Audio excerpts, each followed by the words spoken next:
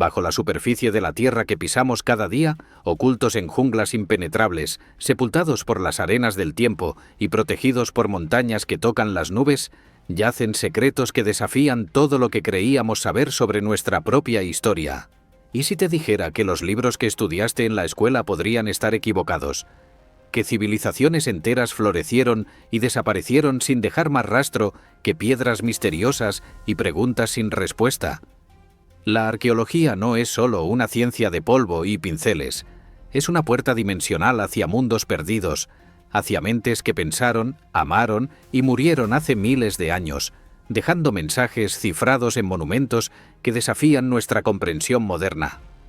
Imagina descubrir un templo construido hace más de 12.000 años, cuando supuestamente los humanos apenas sabíamos cazar y recolectar.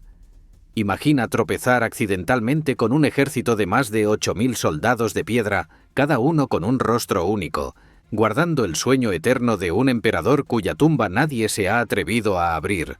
En este documental extraordinario te llevaremos a través de 10 descubrimientos que sacudieron los cimientos de la historia humana. Viajaremos desde las colinas de Turquía hasta las islas más remotas del Pacífico. Descenderemos a cuevas donde nuestros ancestros pintaron obras maestras hace 17.000 años y caminaremos por ciudades que fueron tragadas por la selva, el fuego y el olvido. Cada uno de estos lugares guarda misterios que los científicos más brillantes del mundo aún no pueden explicar completamente. ¿Cómo movieron los habitantes de Rapa Nui estatuas de más de 80 toneladas sin ruedas, sin animales de carga, sin tecnología aparente? ¿Por qué los constructores de Stonehenge transportaron piedras de 4 toneladas desde canteras ubicadas a más de 240 kilómetros de distancia? ¿Qué conocimientos poseían los arquitectos de Teotihuacán para alinear sus pirámides con una precisión astronómica que rivaliza con instrumentos modernos? Prepárate para cuestionar todo lo que sabías. Prepárate para asombrarte, para dudar, para maravillarte. Porque la historia real es mucho más extraña, mucho más fascinante y mucho más misteriosa que cualquier ficción jamás imaginada. Pero antes de comenzar este viaje extraordinario a través del tiempo y el espacio, necesito pedirte algo muy importante. Si este contenido te atrapa, si sientes esa chispa de curiosidad encenderse en tu interior, te invito a que te suscribas a este canal y actives la campanita para no perderte ningún episodio. Dale like a este video, porque cada pulgar arriba nos ayuda a seguir investigando y creando contenido de calidad para ti. Comparte este documental con esa persona que ama los misterios de la historia, ese amigo curioso, ese familiar que siempre tiene preguntas sobre el pasado. Y déjanos en los comentarios desde qué país nos estás viendo, porque nos encanta saber que esta comunidad de buscadores de conocimiento se extiende por todo el planeta. Nuestra meta es alcanzar los 100 likes en este video, y cuando lo logremos, te prometemos traer más contenido igual de fascinante, más misterios por resolver, más viajes a través del tiempo. Ahora sí, sin más preámbulos, adéntrate con nosotros en los 10 descubrimientos arqueológicos más asombrosos del mundo. Lo que vas a ver podría cambiar para siempre tu manera de entender quiénes somos y de dónde venimos. En el sureste de Turquía, en una región árida donde las colinas ondulantes se extienden hasta donde alcanza la vista, existe un lugar que ha obligado a los historiadores a reescribir los libros de texto. Göbekli Tepe, cuyo nombre significa en turco colina panzuda, es quizás el descubrimiento arqueológico más revolucionario de los últimos 100 años. Pero lo verdaderamente perturbador de este sitio no es su antigüedad extraordinaria, sino lo que implica para nuestra comprensión de la evolución humana y el nacimiento de la civilización. Durante décadas, los arqueólogos sostuvieron una teoría aparentemente lógica. Primero vino la agricultura, luego los asentamientos permanentes, después la organización social compleja y finalmente la construcción de monumentos religiosos. Esta secuencia parecía natural, casi inevitable. Los humanos necesitaban alimentarse de manera estable antes de poder dedicar tiempo y recursos a proyectos arquitectónicos monumentales. Sin embargo, Göbekli Tepe destruyó esta narrativa por completo. Este complejo ceremonial fue construido hace aproximadamente 12.000 años, en una época en que, según la teoría convencional, los humanos aún vivíamos como cazadores-recolectores nómadas, sin agricultura, sin ciudades, sin ninguna de las estructuras sociales que supuestamente eran necesarias para emprender obras de esta magnitud. El sitio fue descubierto originalmente en 1963, durante un estudio arqueológico conjunto entre la Universidad de Estambul y la Universidad de Chicago. Los investigadores notaron las colinas artificiales y los fragmentos de piedra caliza que sobresalían del suelo, pero en ese momento nadie imaginó la magnitud de lo que yacía debajo. Las piedras fueron catalogadas erróneamente como restos de un cementerio medieval y el sitio fue prácticamente ignorado durante 3 décadas. No fue hasta 1994 cuando el arqueólogo alemán Klaus Schmidt, del Instituto Arqueológico Alemán, visitó el lugar y reconoció inmediatamente que aquellas formaciones no eran medievales ni accidentales. Lo que comenzó como una inspección rutinaria se convirtió en la excavación de su vida, y la vida de Schmidt quedaría indisolublemente ligada a este lugar hasta su muerte en 2014. Lo que Schmidt y su equipo desenterraron desafía la imaginación. Enormes pilares de piedra caliza en forma de letra T. Algunos, alcanzando los 6 metros de altura y pesando hasta 20 toneladas, se organizan en círculos concéntricos con una precisión arquitectónica sorprendente. Hasta la fecha se han identificado al menos 20 de estos círculos mediante estudios geofísicos, aunque solo 4 han sido excavados completamente. Los cálculos sugieren que el sitio completo podría abarcar aproximadamente 9 hectáreas, convirtiendo a Göbekli Tepe en un complejo monumental de proporciones colosales para cualquier época, pero absolutamente inconcebible para el Neolítico temprano. Los pilares están decorados con relieves intrincados que representan una variedad asombrosa de animales: leones, toros, jabalíes, zorros, serpientes, escorpiones, buitres y criaturas que parecen combinar características de diferentes especies. Estas representaciones no son primitivas ni torpes, demuestran un dominio técnico del tallado en piedra que requiere herramientas especializadas, conocimientos transmitidos generacionalmente y una tradición artística desarrollada. Algunos pilares muestran brazos humanos estilizados tallados en sus costados, con manos que se juntan sobre lo que sería el vientre de la figura, sugiriendo que estas enormes estructuras representaban seres antropomórficos, quizás ancestros divinizados, espíritus protectores o dioses primordiales cuya identidad se ha perdido en las brumas del tiempo. La pregunta que tortura a los investigadores es devastadoramente simple. ¿Cómo? ¿Cómo pudieron grupos de cazadores-recolectores, sin animales domesticados, sin la rueda, sin herramientas de metal, extraer, transportar, tallar y erigir monumentos de esta escala? Los cálculos más conservadores sugieren que la construcción de un solo círculo habría requerido el trabajo coordinado de cientos de personas durante meses o incluso años. Esto implica una organización social sofisticada, una jerarquía de mando, sistemas de aprovisionamiento de alimentos para los trabajadores y, crucialmente, una motivación lo suficientemente poderosa como para justificar semejante esfuerzo colectivo. Aquí es donde Göbekli Tepe invierte completamente la narrativa histórica tradicional. Si este complejo fue construido antes de la agricultura, entonces no fue la agricultura la que permitió la civilización, sino quizás al revés. Algunos investigadores ahora proponen que fue precisamente la necesidad de alimentar a grandes grupos de trabajadores reunidos para proyectos ceremoniales lo que impulsó la domesticación de plantas y animales. En otras palabras, la religión habría precedido y causado la agricultura, no a la inversa. Los análisis de restos botánicos en la región muestran que las primeras variedades domesticadas de trigo aparecieron precisamente en esta zona geográfica, aproximadamente en la misma época en que Göbekli Tepe estaba siendo construido. ¿Coincidencia o causa y efecto? Otro misterio igualmente desconcertante es el entierro deliberado del sitio. En algún momento alrededor del año 8000 antes de nuestra era, los constructores o sus descendientes decidieron enterrar completamente los círculos de piedra bajo toneladas de escombros, tierra y huesos de animales. Este entierro no fue accidental ni gradual. Fue un acto intencional y metódico que preservó paradójicamente las estructuras durante milenios.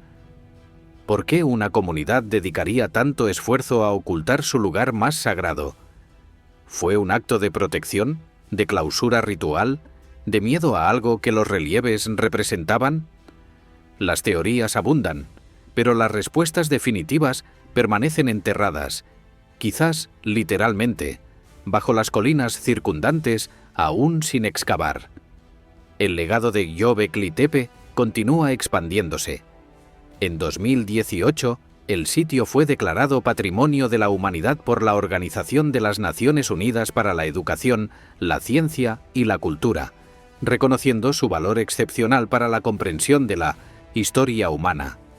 Las excavaciones continúan año tras año, revelando nuevos pilares, nuevos relieves, nuevas preguntas. Cada temporada de excavación parece multiplicar los misterios en lugar de resolverlos. Y mientras tanto, la pregunta fundamental sigue flotando sobre las colinas turcas como un fantasma del pasado remoto. ¿Quiénes fueron realmente nuestros ancestros y qué sabían que nosotros hemos olvidado? El 29 de marzo de 1974, en la provincia china de Shanxi, un grupo de campesinos cavaba un pozo en busca de agua durante una sequía particularmente severa. Lo que encontraron cambiaría para siempre nuestra comprensión del poder, la muerte y la obsesión humana por la inmortalidad. A aproximadamente 1,5 metros bajo la superficie, las palas golpearon algo duro. Al principio pensaron que habían encontrado una vieja tinaja de cerámica, pero cuando desenterraron el objeto, se encontraron mirando el rostro de un guerrero que llevaba más de 2000 años esperando en silencio. Este descubrimiento accidental reveló la existencia del ejército de terracota, un conjunto funerario sin precedentes en la historia humana. Encargado por Qin Shi Huang, el primer emperador de una China unificada, este ejército de arcilla fue creado para proteger al monarca en el más allá. Pero llamarlo simplemente ejército es quedarse dramáticamente corto. Lo que los arqueólogos han desenterrado a lo largo de 5 décadas de excavaciones es una recreación completa del poder imperial, un universo paralelo de barro cocido que incluye soldados, oficiales, generales, arqueros, aurigas, caballos, carros de guerra e incluso funcionarios civiles y acróbatas. Las cifras son tan extraordinarias que resultan difíciles de procesar. Hasta la fecha se han desenterrado aproximadamente 8000 figuras de guerreros, aunque los estudios de radar sugieren que podrían existir varios miles más aún bajo tierra. Cada soldado mide entre 1,75 m y 1,90 m de altura, ligeramente más altos que el promedio de la población china de la época, probablemente para enfatizar su naturaleza sobrehumana como guardianes eternos. Pero lo verdaderamente asombroso no es la cantidad, sino la individualidad. Cada una de estas 8000 figuras tiene un rostro único, con expresiones, peinados, bigotes y rasgos faciales diferentes.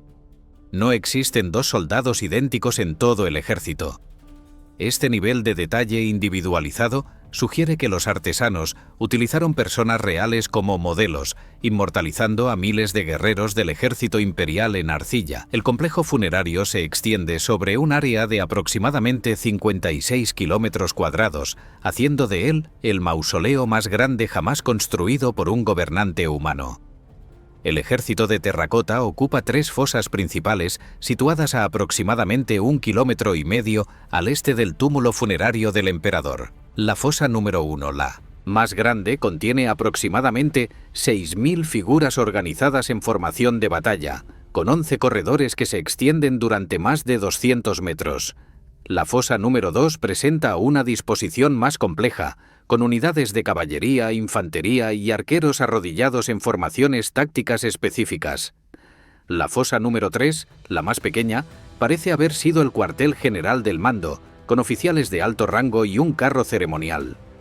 La construcción de este ejército subterráneo comenzó aproximadamente en el año 246 antes de nuestra era, cuando Qin Shi Huang tenía apenas 13 años y acababa de ascender al trono del estado de Qin.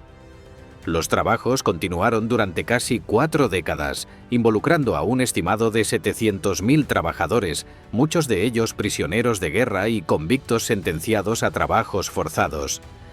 El proceso de fabricación era extraordinariamente sofisticado. Los cuerpos se construían mediante ensamblaje de partes prefabricadas como piernas, torsos y brazos que se unían con arcilla húmeda, mientras que las cabezas y manos se esculpían individualmente.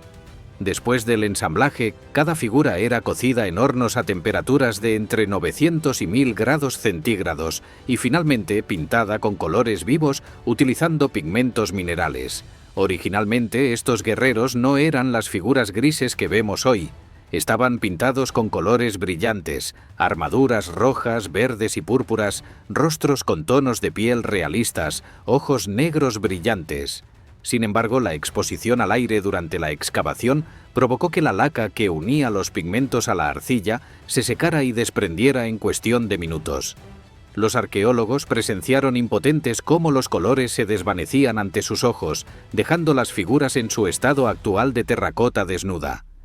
Este fenómeno trágico ha llevado a los investigadores a desarrollar nuevas técnicas de conservación y a proceder con extrema cautela en las excavaciones futuras. Además de los soldados, el complejo ha revelado tesoros secundarios igualmente impresionantes. Se han descubierto carros de bronce a escala mitad del natural, con detalles tan precisos que incluyen las riendas de los caballos y los paraguas de seda de los aurigas. Se han encontrado figuras de músicos, acróbatas y funcionarios civiles en otras secciones del mausoleo. También se han hallado restos de caballos reales sacrificados, junto con aves exóticas y otros animales que habrían acompañado al emperador en su viaje al más allá. Sin embargo, el misterio más grande permanece sellado. La tumba central de Qin Shi Huang, ubicada bajo un montículo artificial de 76 metros de altura, nunca ha sido abierta. Los textos antiguos del historiador Sima Qian, escritos aproximadamente un siglo después de la muerte del emperador, describen maravillas inimaginables en el interior, ríos de mercurio líquido que simulan los grandes ríos de China, un techo tachonado de perlas que representa el firmamento nocturno y trampas automáticas con ballestas cargadas para eliminar a cualquier intruso. Los análisis modernos del suelo han detectado niveles de mercurio anormalmente altos alrededor del túmulo, sugiriendo que al menos parte de la descripción podría ser verídica. El gobierno chino ha decidido no excavar la tumba central, argumentando que la tecnología actual no puede garantizar la preservación de su contenido. ¿Qué secretos guarda ese recinto sellado? ¿Qué tesoros, qué horrores, qué conocimientos del pasado permanecen encerrados junto a los huesos del primer emperador? Quizás algún día la ciencia avance lo suficiente como para penetrar ese Sancta Sanctorum sin destruirlo.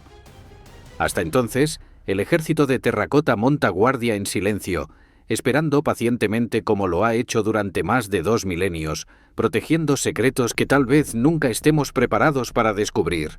En la llanura de Salisbury, en el sur de Inglaterra, se alza uno de los monumentos más reconocibles y enigmáticos del mundo. Stonehenge, un círculo de piedras colosales que ha desafiado las explicaciones durante siglos, continúa fascinando a científicos, místicos y visitantes por igual. Cada año, más de 1 millón de personas peregrinan hasta este lugar para contemplar las piedras y preguntarse, como lo han hecho generaciones antes que ellos, ¿qué motivó a nuestros ancestros a emprender esta obra titánica? El monumento que vemos hoy representa la fase final de una construcción que evolucionó durante aproximadamente 1500 años, comenzando alrededor del año 3100 antes de nuestra era. En su forma actual, Stonehenge consiste en un círculo exterior de piedras sarsen de aproximadamente 4 metros de altura, originalmente coronadas por dinteles horizontales que formaban un anillo continuo. En el interior, una herradura de 5 trilitos, estructuras, compuestas por 2 piedras verticales y un dintel horizontal, se eleva hasta los 7 metros de altura. Dispersas entre y alrededor de estas estructuras principales se encuentran las misteriosas piedras azules, más pequeñas pero igualmente desconcertantes. Las piedras Sarsen, que constituyen la estructura principal, pesan en promedio 25 toneladas cada una, con la más pesada alcanzando aproximadamente 45 toneladas. Estas fueron extraídas de canteras ubicadas a unos 40 kilómetros al norte, en Marlborough Downs. El transporte de estos monolitos a través de colinas, valles y posibles cursos de agua habría requerido una organización logística formidable y una fuerza de trabajo considerable. Los experimentos modernos de arqueología experimental sugieren que mover una sola piedra Sarsen habría necesitado el esfuerzo coordinado de al menos 500 personas utilizando trineos de madera y rodillos. Pero si el transporte de las piedras Sarsen parece impresionante, el origen de las piedras azules resulta absolutamente desconcertante. Análisis geológicos han determinado que estas piedras, que pesan entre 2 y 5 toneladas cada una, provienen de las colinas Preseli en el suroeste de Gales, a una distancia de aproximadamente 240 kilómetros en línea recta. ¿Por qué los constructores de Stonehenge eligieron estas piedras específicas, transportándolas desde tan lejos cuando existían materiales adecuados mucho más cerca? La respuesta más probable implica significados rituales o sagrados asociados con el lugar de origen de las piedras, aunque algunos investigadores han propuesto que las piedras azules fueron transportadas parcialmente por glaciares durante la Edad de Hielo, acortando la distancia que los humanos habrían tenido que recorrer. La alineación astronómica de Stonehenge representa otro aspecto fascinante del monumento. El eje principal del complejo está orientado hacia el punto donde el sol sale durante el solsticio de verano y donde se pone durante el solsticio de invierno. Esta alineación no puede ser accidental, requiere observaciones astronómicas prolongadas y conocimientos matemáticos para calcular las posiciones con precisión. Durante el solsticio de verano, un observador situado en el centro del círculo vería el sol elevarse exactamente sobre la piedra talón, un monolito situado fuera del círculo principal. Esta alineación solar ha llevado a muchos investigadores a concluir que Stonehenge funcionaba como un calendario astronómico, marcando los ciclos del año con importancia vital para comunidades agrícolas.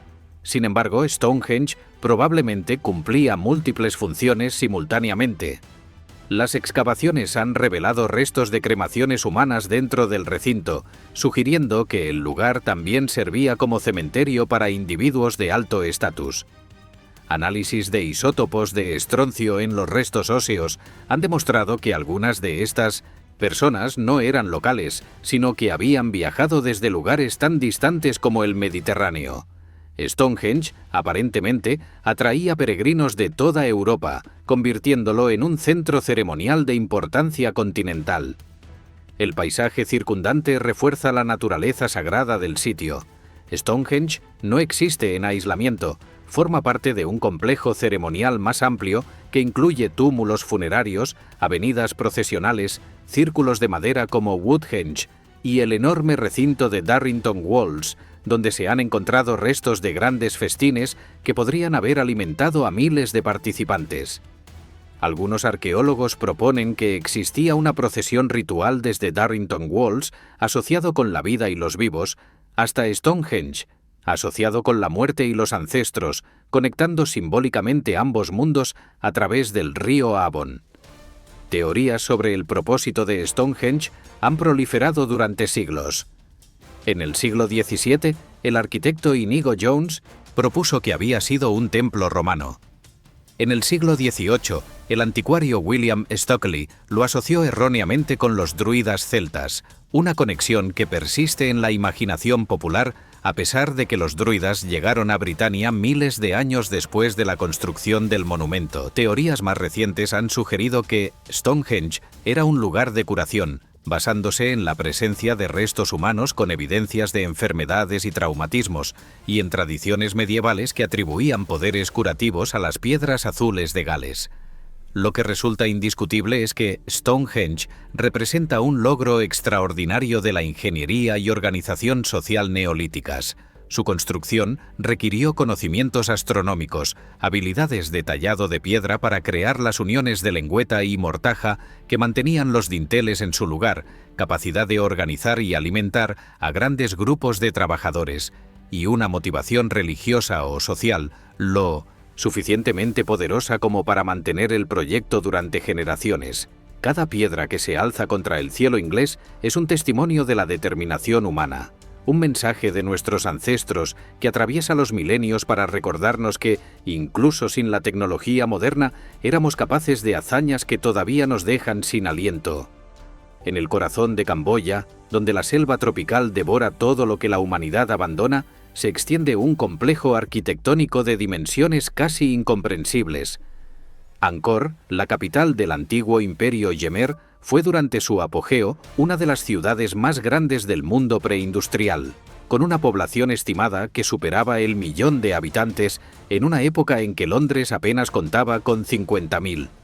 Sin embargo, esta metrópolis colosal fue abandonada y olvidada durante siglos, tragada por las raíces de árboles gigantes y las lianas de la jungla, hasta que exploradores europeos del siglo XIX la redescubrieron con asombro absoluto. El complejo de Angkor abarca más de 1.000 kilómetros cuadrados de templos, embalses, canales y estructuras urbanas, convirtiéndolo en el mayor centro religioso jamás construido por la humanidad. En su corazón se encuentra Angkor Wat, el templo hinduista más grande del mundo, posteriormente convertido en santuario budista. Esta estructura singular cubre un área de aproximadamente 200 hectáreas, incluyendo su foso perimetral que mide 190 metros de ancho y casi 5 kilómetros de longitud total. Las torres centrales del templo, diseñadas para representar el monte Meru, morada de los dioses hindúes, se elevan hasta 65 metros sobre el nivel del suelo. La construcción de Angkor Wat comenzó durante el reinado del rey Suryavarman II, aproximadamente en el año 1120 de nuestra era, y continuó durante 3 décadas empleando a decenas de miles de trabajadores. El templo está orientado hacia el oeste, una dirección inusual para las estructuras religiosas hindúes que típicamente miran al este. Esta anomalía ha generado intensos debates académicos, con algunos investigadores sugiriendo que el templo fue concebido originalmente como mausoleo funerario del rey, dado que el oeste se asociaba con la muerte en la cosmología hindú. Pero Angkor Wat es solo el ejemplo más famoso de un vasto conjunto de estructuras. El templo de Bayón, construido aproximadamente un siglo después bajo el rey Jayavarman VII, presenta 216 caras gigantes de piedra talladas en sus torres, cada una con una enigmática sonrisa que ha sido comparada con la Mona Lisa de la escultura oriental. El templo de Ta Prohum, deliberadamente dejado sin restaurar por los arqueólogos franceses, muestra el dramático abrazo de la naturaleza sobre la piedra, con raíces de árboles de seda del tamaño de edificios que serpentean sobre los muros y techos, creando imágenes que parecen sacadas de una novela de fantasía. La ingeniería hidráulica de Angkor representa quizás su logro más impresionante y menos visible. Los jemeres construyeron un sistema de gestión del agua de complejidad asombrosa, incluyendo enormes embalses llamados barais, que almacenaban agua durante la estación lluviosa para irrigar los arrozales durante la estación seca. El baray occidental, el más grande, mide aproximadamente 8 kilómetros de largo por 2 de ancho, con una capacidad de almacenamiento de 56 millones de metros cúbicos de agua. Este sistema permitió producir hasta 3 o 4 cosechas de arroz anuales, generando el excedente agrícola que sostuvo la enorme población de la metrópolis y financió sus ambiciosos proyectos constructivos. Estudios recientes utilizando tecnología LIDAR, que emplea pulsos láser desde aviones para penetrar la cubierta forestal y mapear el terreno subyacente, han revelado la verdadera extensión de la antigua ciudad. Estas investigaciones, realizadas a partir de 2012, descubrieron que Angkor se extendía mucho más allá de los templos conocidos, abarcando vastas áreas residenciales, jardines, estanques y una red de carreteras y canales que conectaban los diferentes sectores urbanos. También revelaron sistemas de control de inundaciones, montículos artificiales donde se construían las viviendas de madera y bambú, y evidencias de planificación urbana a una escala que rivaliza con ciudades modernas. El colapso de Angkor sigue siendo objeto de debate académico. Durante mucho tiempo se atribuyó a las invasiones tailandesas del siglo XV, pero investigaciones más recientes sugieren causas múltiples y complejas. El sistema hidráulico, tan sofisticado como era, eventualmente sufrió de erosión, sedimentación y mal mantenimiento.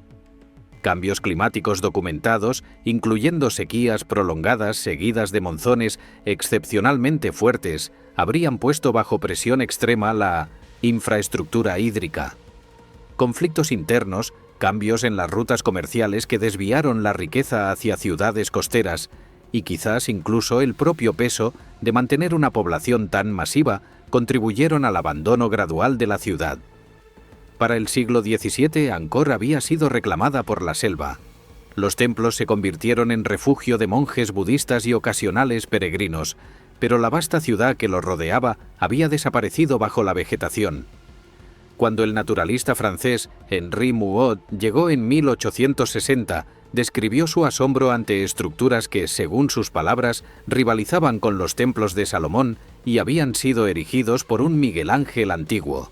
Su publicación póstuma popularizó Angkor en Europa, desatando un interés que continúa hasta hoy. Angkor nos recuerda una verdad incómoda sobre la civilización, que incluso los logros más monumentales pueden ser borrados por el tiempo y la naturaleza. Esta ciudad, que albergó más habitantes que cualquier urbe europea de su época, desapareció tan completamente que pasó siglos siendo apenas una leyenda. ¿Cuántas otras Angkors permanecen ocultas bajo selvas, desiertos y océanos, esperando ser redescubiertas? ¿Y qué lecciones sobre sostenibilidad y hubris humana podemos extraer de su ascenso y caída? En uno de los lugares más remotos de la Tierra, a más de 3.500 kilómetros de la costa chilena y a 2.175 kilómetros de la isla habitada más cercana, se encuentra Rapa Nui, conocida también como Isla de Pascua. Este diminuto triángulo volcánico de apenas 163 kilómetros cuadrados alberga uno de los misterios arqueológicos más fascinantes y debatidos del mundo: los moais, estatuas monolíticas de piedra volcánica que observan la isla con expresiones insondables desde hace siglos. Se han catalogado aproximadamente 900 moais en toda la isla, aunque el número exacto varía según los criterios de clasificación utilizados. Estas figuras representan ancestros divinizados según la tradición oral Rapa Nui y fueron erigidas por los diferentes clanes de la isla como símbolos de poder, prestigio y conexión con los antepasados. Los moais miran hacia el interior de la isla, no hacia el mar como popularmente se cree, protegiendo con su mirada pétrea las aldeas que se encontraban a sus pies. Solo un grupo de 7 moais en Ahu Akibi mira hacia el océano, y se cree que representan a los 7 exploradores enviados por el legendario rey Hotumatua para encontrar la isla. Las dimensiones de los moais varían considerablemente. El promedio ronda los 4 metros de altura y las 13 toneladas de peso, pero existen ejemplares extraordinarios que desafían estas estadísticas. El moai más alto jamás erigido sobre un ajú, las plataformas ceremoniales que servían como base, se conoce como paro y mide aproximadamente 10 metros con un peso estimado de 82 toneladas. Sin embargo, en la cantera de Rano Raraku, donde se tallaban las estatuas, yace inacabado un coloso conocido como el Gigante, que habría alcanzado los 21 metros de altura y las 170 toneladas de peso si hubiera sido completado. Rano Raraku, un cráter volcánico en el flanco del volcán del mismo nombre, funcionó como la principal cantera de moais. Aproximadamente el 95% de todas las estatuas fueron talladas en la toba volcánica de este lugar. Las laderas del cráter presentan un espectáculo sobrenatural, cientos de moais en diferentes etapas de producción, algunos apenas esbozados en la roca madre, otros completamente tallados pero nunca extraídos y muchos parcialmente enterrados por siglos de erosión, con solo sus cabezas y hombros asomando sobre el suelo. Esta cantera abandonada parece un taller donde los trabajadores simplemente dejaron sus herramientas y nunca regresaron.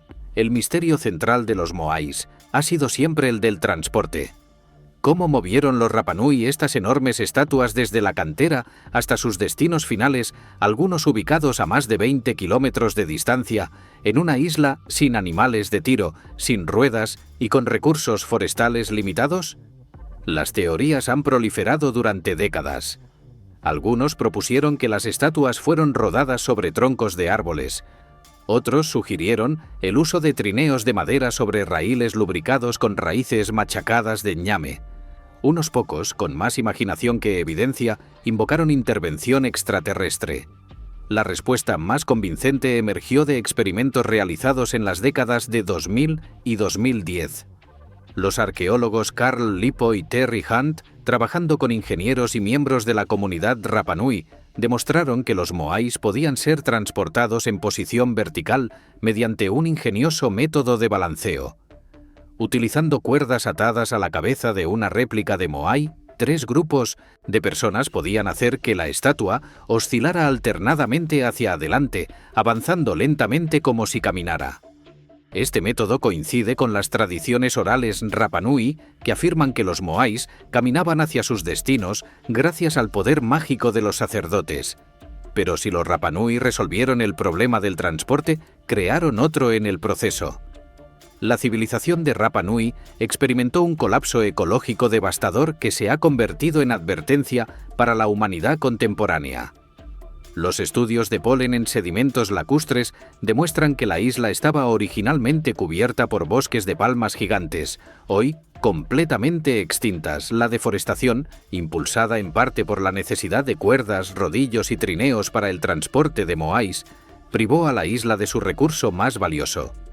Sin árboles no había canoas para pescar en aguas profundas, no había leña para cocinar, no había material para construir viviendas adecuadas. El resultado fue una espiral descendente de conflictos, hambrunas y violencia interna. Los clanes comenzaron a derribar los Moais de sus rivales en actos de guerra simbólica.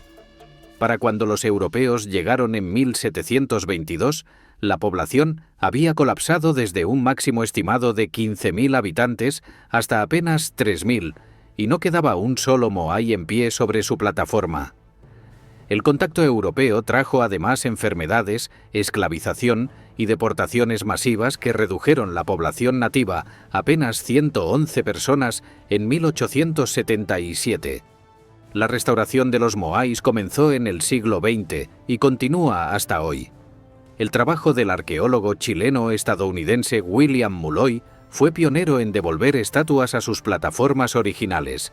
La comunidad Rapanui moderna ha recuperado parte de su herencia cultural y lingüística, aunque muchos conocimientos sobre los métodos exactos de tallado, transporte y erección de los Moai se perdieron irreversiblemente.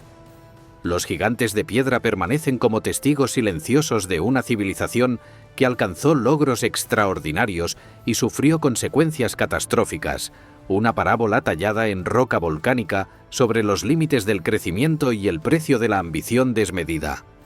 A 2.430 metros sobre el nivel del mar, encaramada en una cresta montañosa entre picos vertiginosos cubiertos de selva nubosa, se encuentra la ciudadela inca más famosa del mundo.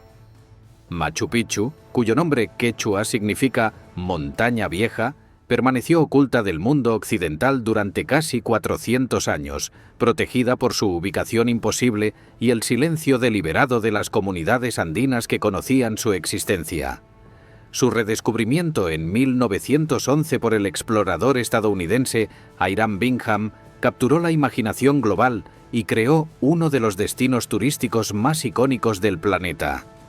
La historia oficial cuenta que Bingham, profesor de Historia Latinoamericana en la Universidad de Yale, buscaba la legendaria Vilcabamba, última capital de la resistencia inca contra los conquistadores españoles. Guiado por un agricultor local llamado Melchor Arteaga, Bingham ascendió la empinada montaña el 24 de julio de 1911 y encontró, para su asombro, un complejo de edificios de piedra finamente labrada, cubiertos de vegetación, pero notablemente intactos.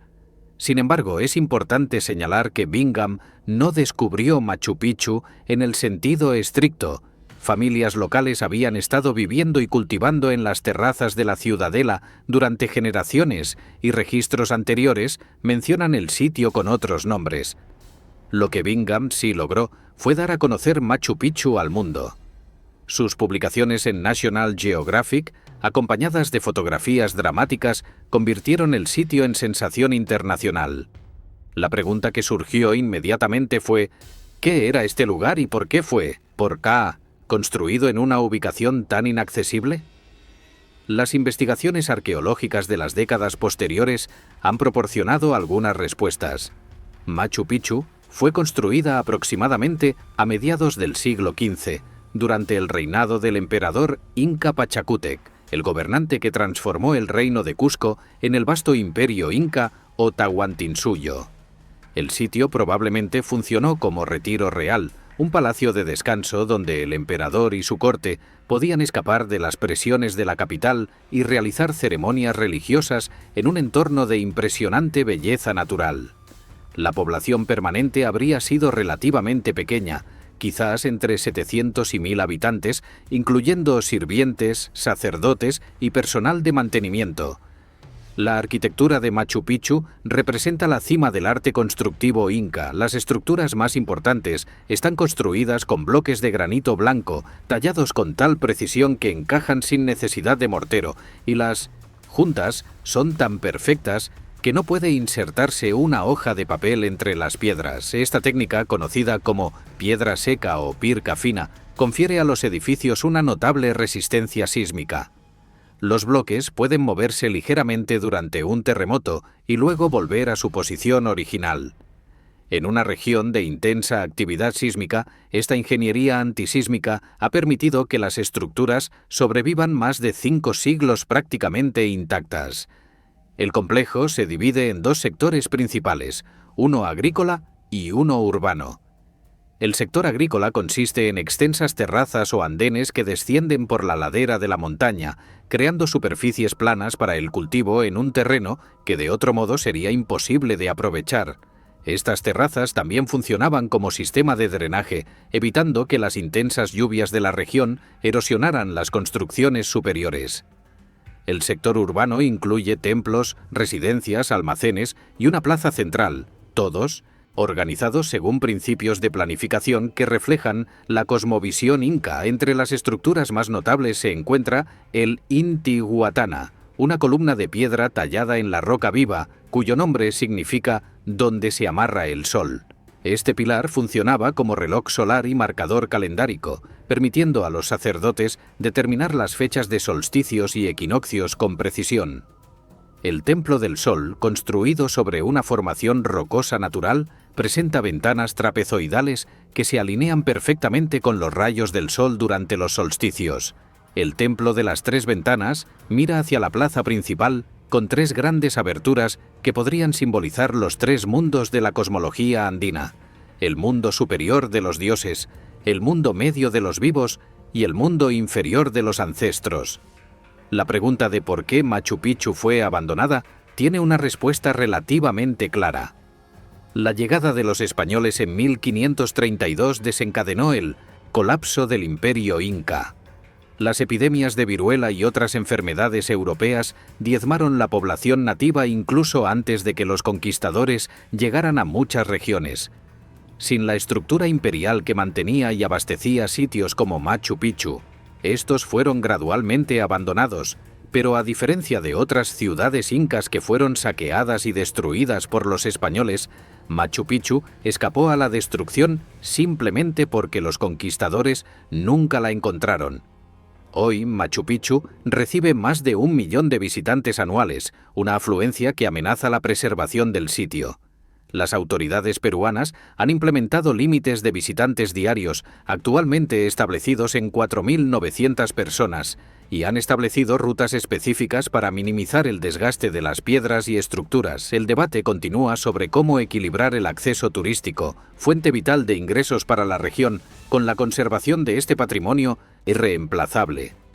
Mientras tanto, la ciudadela en las nubes sigue asombrando a quienes completan la ardua subida, demostrando que los incas, sin escritura, sin ruedas, sin herramientas de hierro, lograron crear maravillas que el mundo moderno apenas puede comprender. El 24 de agosto del año 79 de nuestra era, el monte Vesubio, un volcán que llevaba siglos en aparente dormancia, despertó con furia apocalíptica. En menos de 24 horas, la próspera ciudad romana de Pompeya y sus vecinas Herculano, Oplontis y Estabias fueron sepultadas bajo metros de ceniza volcánica, piedra pómez y flujos piroclásticos.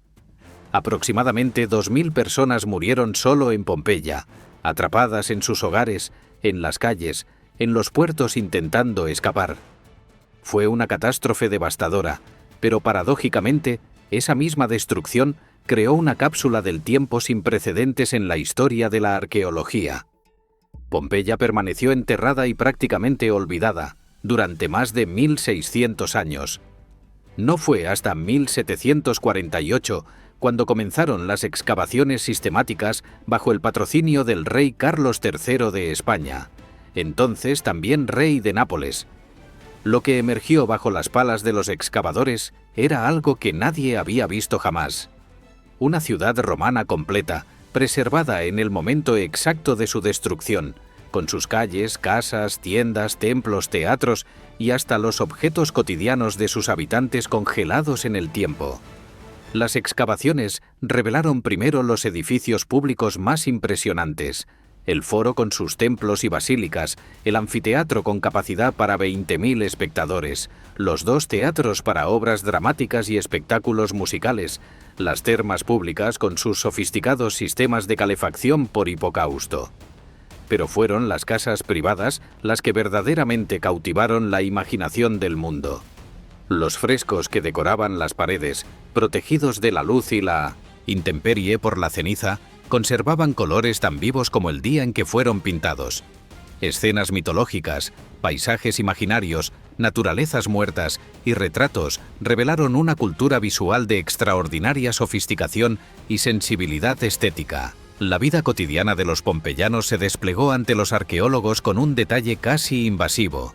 Se encontraron panaderías con panes carbonizados aún en los hornos, tabernas con ánforas de vino todavía selladas, prostíbulos con pinturas explícitas que indicaban los servicios disponibles, tiendas con sus mercancías en los estantes.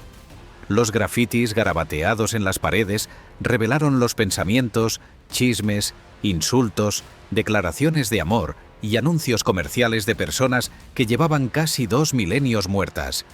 Uno de los más famosos simplemente dice: «Aquí Lúsulo II cagó bien». La humanidad de estos mensajes, su vulgaridad y humor, conectan al visitante moderno con los pompeyanos de una manera que los templos majestuosos nunca podrían. Pero el aspecto más conmovedor de Pompeya son los moldes de las víctimas. Durante las excavaciones del siglo XIX, el arqueólogo Giuseppe Fiorelli desarrolló una técnica revolucionaria. Cuando los trabajadores encontraban cavidades en la ceniza compactada, vertían yeso líquido en ellas. Al solidificarse, el yeso reproducía la forma exacta de los cuerpos que habían quedado atrapados en la erupción y cuya materia orgánica se había descompuesto, dejando solo huecos. Los resultados fueron extraordinariamente perturbadores. Figuras humanas en sus posturas finales, con expresiones de terror, protegiéndose el rostro, abrazando a sus hijos, intentando huir.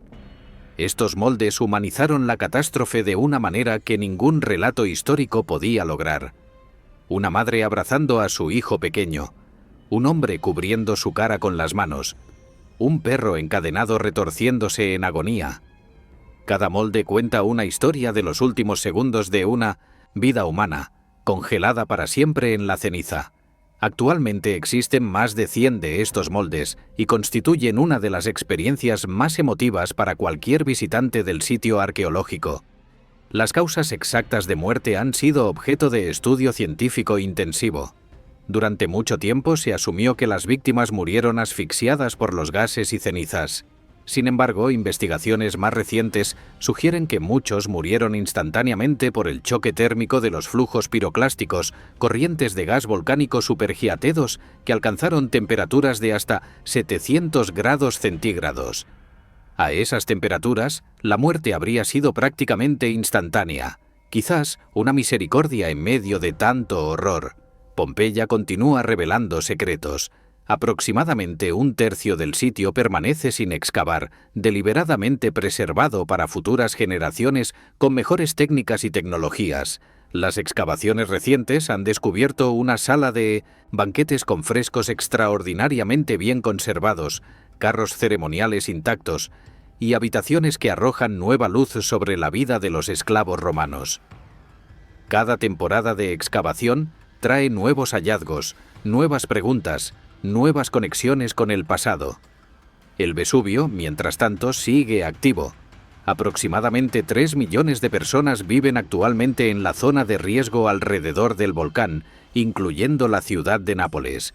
La última erupción significativa ocurrió en 1944, y los vulcanólogos consideran inevitable una futura erupción, aunque impredecible en su momento exacto. Pompeya existe como advertencia silenciosa, un recordatorio de que vivimos en un planeta dinámico y a veces violento, y de que las catástrofes que parecen imposibles pueden ocurrir en cualquier momento. Los pompeyanos de aquel agosto del año 79 también pensaban que estaban seguros, hasta que el mundo se acabó en una lluvia de fuego. Durante siglos, la guerra de Troya fue considerada pura ficción, un mito épico nacido de la imaginación de un poeta ciego llamado Homero. La Ilíada, con sus héroes semidivinos, sus dioses entrometiéndose en asuntos humanos y su famoso caballo de madera, parecía demasiado fantástica para ser verdad. Los académicos del siglo XIX clasificaban Troya junto con el Olimpo y el Hades, lugares simbólicos sin existencia geográfica real. Pero un hombre, movido por la fe casi religiosa en la verdad literal de los textos homéricos, se propuso demostrar que todos estaban equivocados. Heinrich Schliemann era un comerciante alemán que había amasado una considerable fortuna en el negocio del índigo y el oro durante la fiebre del oro de California. Retirado de los negocios a los 41 años, dedicó el resto de su vida y su riqueza a una obsesión que había alimentado desde la infancia: encontrar la Troya de Homero. En 1870, Schliemann comenzó excavaciones en Minnojesis, la colina de Hisarlik, en el noroeste de la actual Turquía, un lugar que un diplomático británico había identificado previamente como candidato probable para la ubicación de la antigua ciudad. Los métodos de Schliemann eran, según los estándares modernos, desastrosamente destructivos. Ansioso por alcanzar los niveles más antiguos de ocupación, atravesó capas arqueológicas con zanjas profundas, destruyendo contextos estratigráficos invaluables. Sin embargo, sus hallazgos transformaron nuestra comprensión del pasado. En 1873, Schliemann descubrió lo que llamó el Tesoro de Príamo, una colección de objetos de oro que incluía diademas, collares, pendientes y casi 9.000 cuentas de oro fino. Aunque posteriormente se determinó que estos objetos eran aproximadamente 1000 años más antiguos que la supuesta guerra de Troya, el descubrimiento demostró que Hisarlik había sido un centro de poder y riqueza en la Edad del Bronce. Lo que Schliemann y los arqueólogos posteriores descubrieron fue mucho más complejo que una sola ciudad. Hisarlik contiene los restos superpuestos de al menos 9 ciudades principales, construidas una sobre los escombros de la anterior durante un período de aproximadamente 4000 años.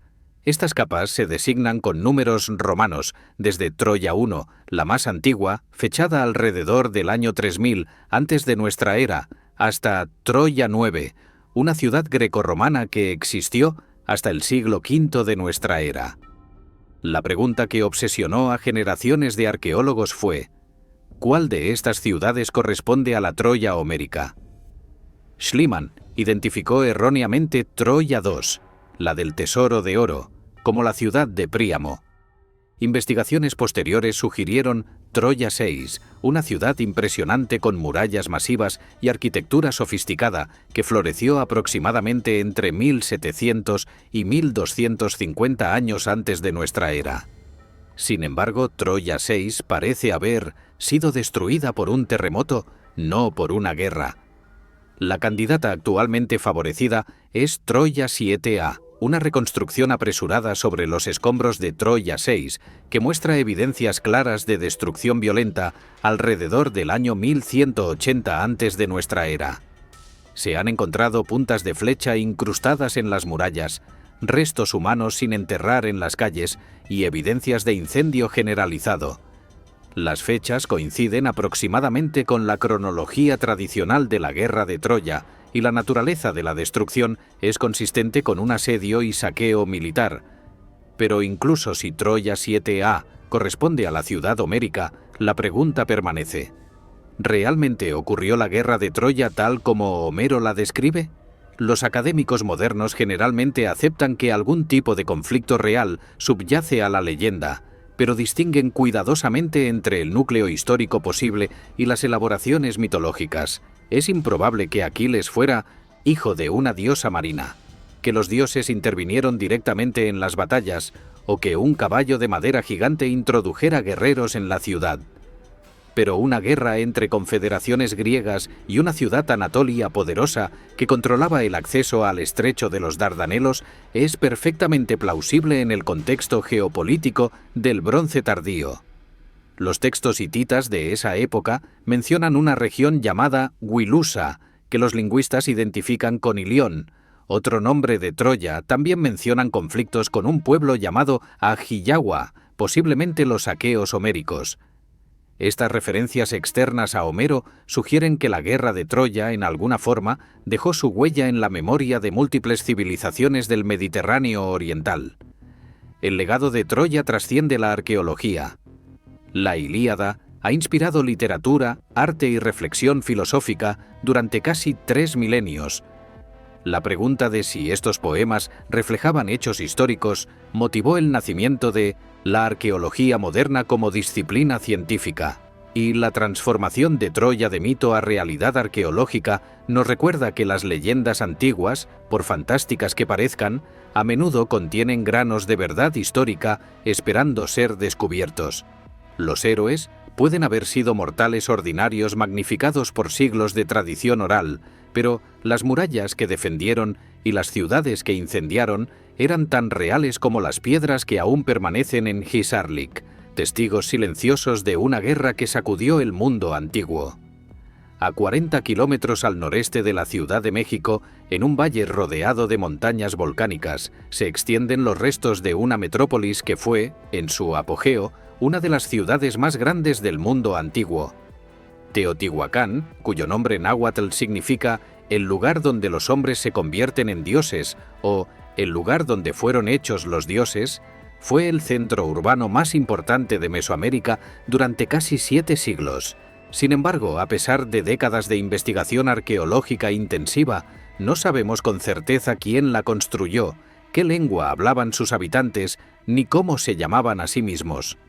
La ciudad surgió aproximadamente en el año 100 antes de nuestra era y alcanzó su máximo esplendor entre los años 300 y 500 de nuestra era, cuando su población superaba los 125.000 habitantes y su área urbana abarcaba más de 20 kilómetros cuadrados.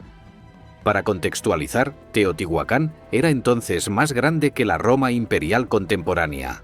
Sus habitantes representaban aproximadamente el 10% de toda la población del Valle de México, una concentración demográfica extraordinaria que sugiere migraciones masivas, probablemente forzadas o incentivadas, hacia la metrópolis en crecimiento. El eje central de la ciudad es la Calzada de los Muertos, una avenida monumental de más de 2 kilómetros de longitud y 40 metros de anchura que conecta las principales estructuras ceremoniales.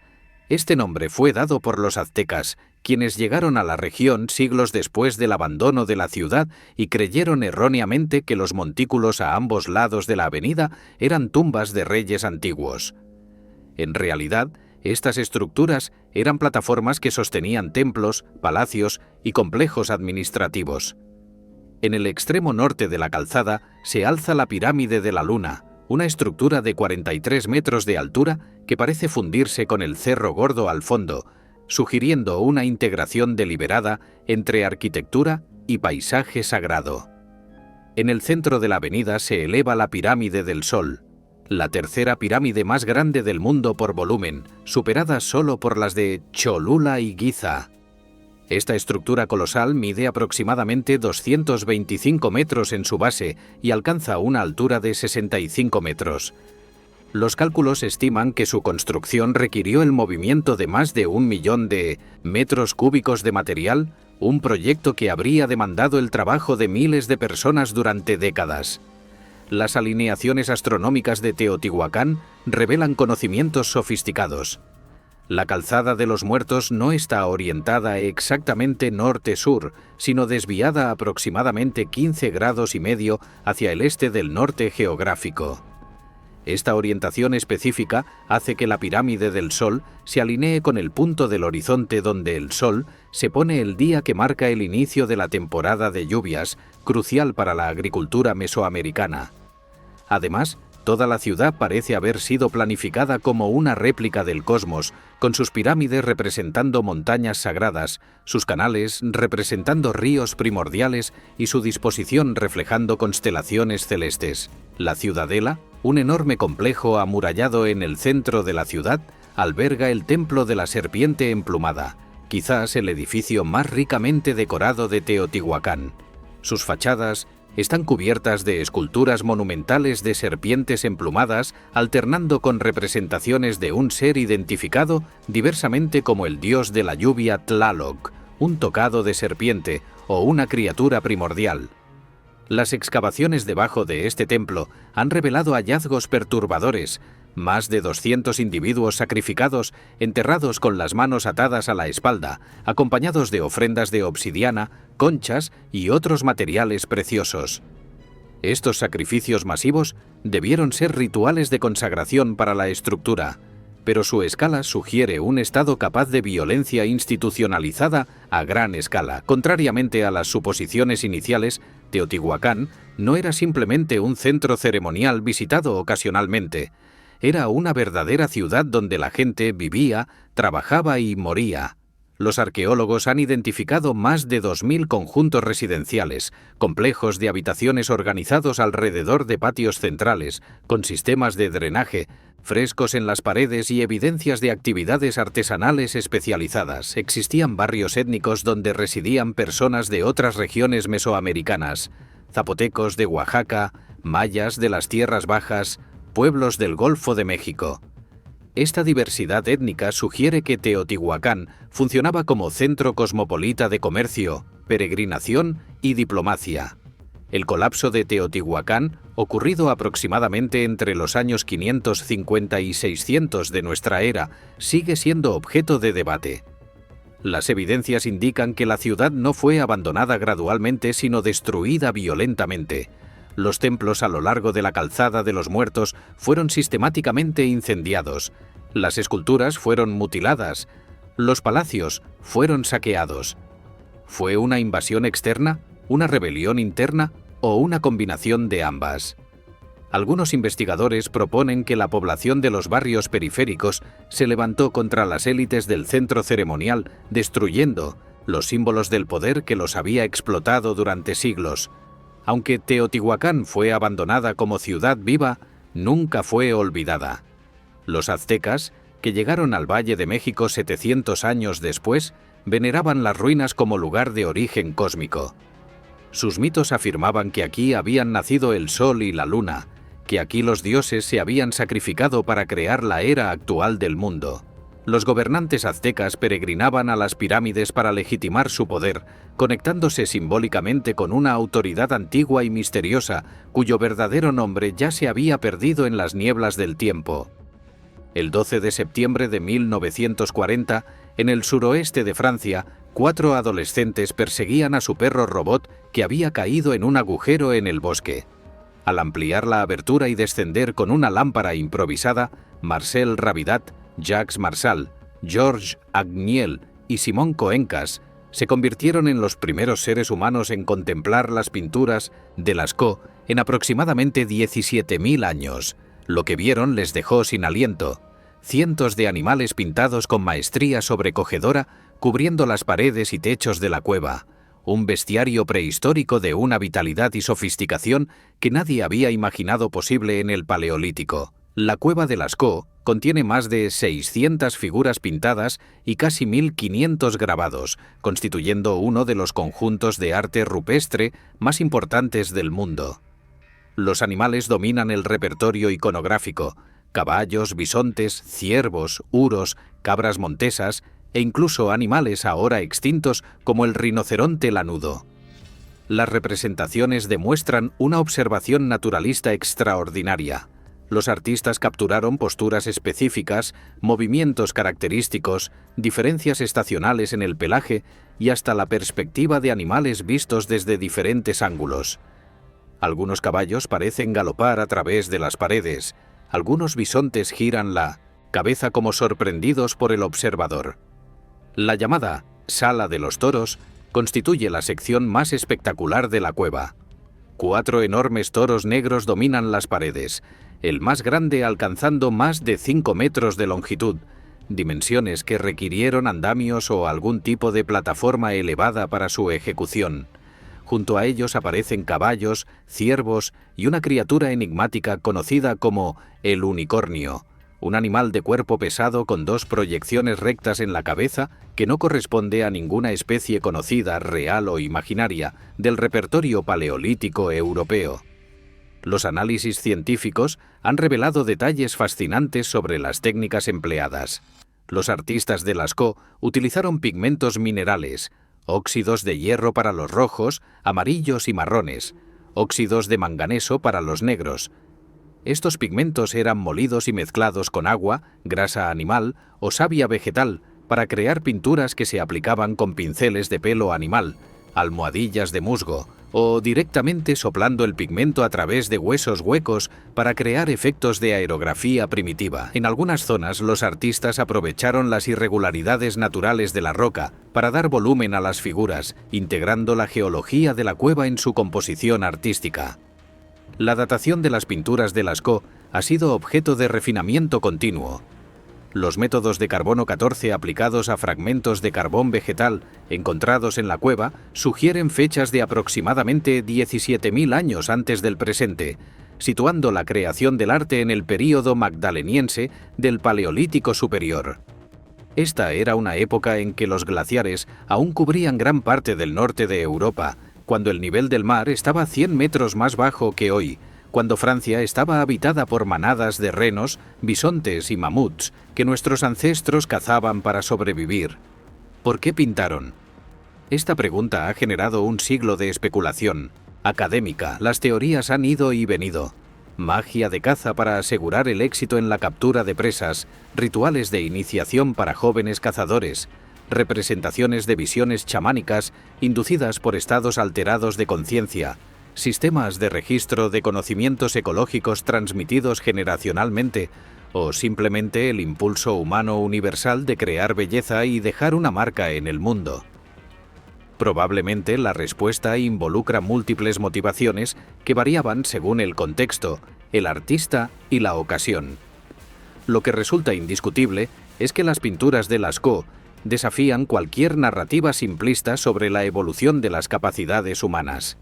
Estos artistas del Paleolítico poseían habilidades técnicas, capacidad de abstracción, sentido de la composición y sensibilidad estética que rivalizan con artistas de cualquier período histórico.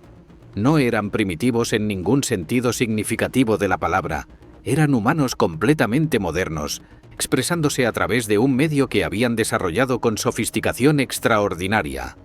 Lascaux fue abierta al público en 1948, y durante los siguientes 15 años recibió aproximadamente 1.200 visitantes diarios.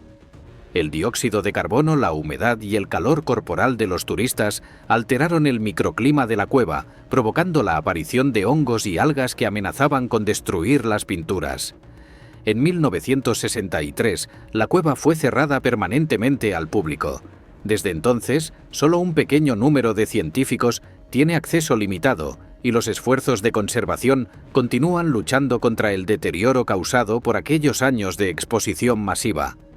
Para permitir que el público experimente Lascaux, se han creado réplicas meticulosas. Lascaux II, inaugurada en 1983, reproduce las secciones más importantes de la cueva original utilizando las mismas técnicas y pigmentos que los artistas paleolíticos. Lascaux 4, un centro internacional de arte rupestre inaugurado en 2016, ofrece una reproducción completa utilizando tecnología digital y técnicas de escaneo tridimensional. Estas réplicas permiten a millones de personas contemplar el genio de nuestros ancestros mientras la cueva original permanece sellada, preservando sus tesoros para futuras generaciones que quizás desarrollen métodos de conservación que hoy no podemos imaginar. Las pinturas de Lascaux nos confrontan con una verdad profunda sobre la humanidad, que el impulso de crear arte, de representar el mundo, de dejar una huella que trascienda nuestra breve existencia, es tan antiguo como nuestra especie. Los artistas de Lascaux miraron a los animales que compartían su mundo y sintieron la necesidad de capturarlos en imágenes permanentes, de transformar la roca muerta en lienzos vivos. 17.000 años después, seguimos sintiendo la misma necesidad, seguimos creando arte, seguimos tratando de comprender nuestro lugar en el cosmos. En ese sentido, las pinturas de Lascaux no son reliquias de un pasado remoto, son espejos que reflejan lo más esencial de nuestra naturaleza humana. Hemos viajado a través del tiempo y el espacio, desde las colinas de Turquía, donde los primeros templos desafiaron todo lo que creíamos saber sobre la civilización, hasta las cuevas de Francia, donde artistas paleolíticos dejaron mensajes que aún hoy nos estremecen. Hemos caminado por ciudades que fueron tragadas por la selva, enterradas por ceniza volcánica y reclamadas por el desierto. Hemos contemplado ejércitos de piedra que custodian secretos imperiales, círculos megalíticos alineados con estrellas que ya no brillan en las mismas posiciones y estatuas gigantes que parecen haber caminado por sí solas hasta sus destinos finales. Cada uno de estos 10 descubrimientos arqueológicos comparte algo fundamental. Todos ellos obligaron a la humanidad a reconsiderar su propia historia. Göbekli Tepe demostró que la religión podría haber precedido a la agricultura, invirtiendo la secuencia que dábamos por sentada. El ejército de terracota reveló la escala del poder imperial chino y la obsesión humana por trascender la muerte. Stonehenge continúa recordándonos que nuestros ancestros neolíticos poseían conocimientos astronómicos y capacidades organizativas que subestimábamos. Angkor mostró que civilizaciones enteras pueden desaparecer tan completamente que se convierten en leyendas. Los moais de Rapa Nui nos advierten sobre las consecuencias de sobreexplotar nuestro entorno. Machu Picchu celebra la ingeniosidad humana en armonía con la naturaleza. Pompeya preservó un instante de vida cotidiana romana con una intimidad casi incómoda. Troya transformó la mitología en historia verificable. Teotihuacán dejó una metrópolis colosal sin firma, un enigma arquitectónico cuyo nombre verdadero desconocemos, y Lascaux probó que el genio artístico no es producto de la civilización moderna, sino una característica inherente a nuestra especie desde hace decenas de miles de años. Estos sitios nos conectan con quienes nos precedieron de maneras que los libros de texto nunca podrían lograr. Cuando tocamos las piedras de Stonehenge, caminamos por las calles de Pompeya o contemplamos los rostros individualizados de los guerreros de terracota, establecemos un puente tangible con personas que vivieron, amaron, sufrieron y murieron hace siglos o milenios. Sus logros nos inspiran, sus fracasos nos advierten, sus misterios nos recuerdan cuánto queda por descubrir. Y eso es quizás lo más emocionante de todo. A pesar de siglos de arqueología, la Tierra sigue guardando secretos innumerables. Cada año se descubren nuevos sitios, se desarrollan nuevas tecnologías de investigación, se reinterpretan hallazgos antiguos bajo nuevas perspectivas.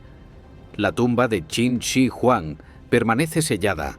2/3 de Pompeya esperan excavación. Las selvas de Centroamérica y el sureste asiático ocultan ciudades que los satélites apenas están comenzando a detectar. ¿Qué descubrimientos transformadores aguardan a las próximas generaciones de arqueólogos, historiadores y exploradores?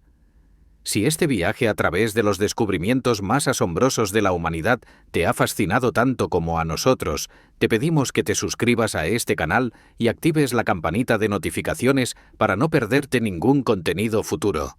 Dale like a este video para que el algoritmo lo muestre a más personas hambrientas de conocimiento como tú. Comparte este documental con tus amigos, tu familia, con cualquiera que disfrute de los misterios del pasado. Déjanos en los comentarios desde qué país nos estás viendo y cuál de estos 10 descubrimientos te impresionó más. Recuerda que nuestra meta es alcanzar 100 likes, y cuando lo logremos, te prometemos más expediciones virtuales a los rincones más misteriosos de nuestro planeta. El pasado nos espera y juntos continuaremos desenterrando sus secretos.